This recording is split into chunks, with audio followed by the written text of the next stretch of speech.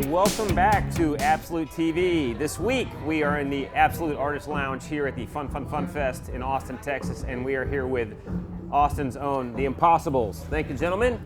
Appreciate you taking some time to speak with us here. So Absolutely. You guys have been around quite a while on and off, since about 94? That's correct. That's accurate, yes. Okay, thank you.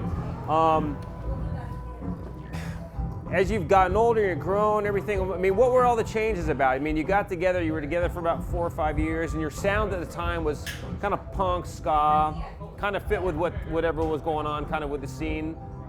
But what was the initial, like, break, I should say, not break up? Well, as far as why we were playing that music, I mean, at the time, you know, Operation Ivy and Green Day and the Lookout scene was really influential to us, and then we also loved alternative rock acts like Weezer and Nirvana, and so we kind of ended up with a band that tried to meld those two worlds together and pretty much just flip it like a switch. We just went straight from ska punk to the Weezer chorus stuff. In the subsequent years then, following, you guys got back together for a short period of time, but then 2012 came along and you guys decided to do a reunion show. It'd been a while, there'd been a drought.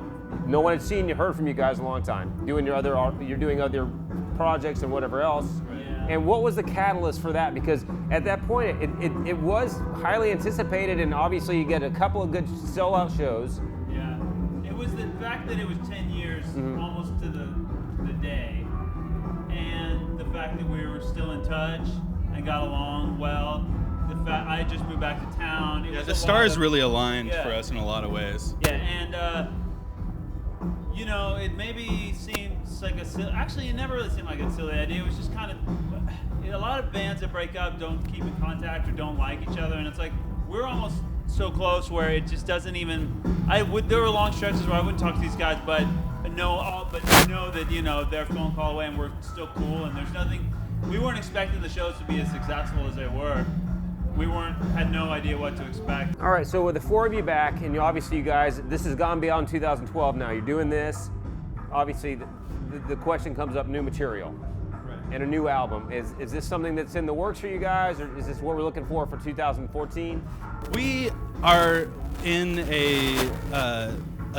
we're kind of holding steady to the idea of not making any long-term plans ever. Yeah. And so we you know, if that were to happen, it would just be because again, the same way that happened with this, we didn't, you know, approach people saying, hey, we really want to play a festival, it's been a year since we played, we want to do it again. It was just a situation where our really good friend Graham, who runs the fest, approached us. We all were available for it. Sounded like a great idea. Yeah, let's do it. An album would kind of be the same way. Like, hey, I've got some songs written that I think would be really good. We're all in town. Let's get together and do it. That hasn't happened yet, and whether it will or not is just something that you know, time is really going to tell.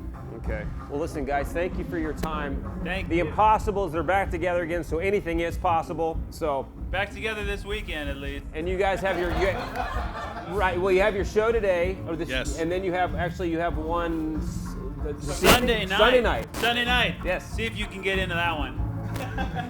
All right. Thanks again. You're at Absolute TV. This is the Absolute Artist Lounge. We're here this week at Fun Fest in Austin, Texas.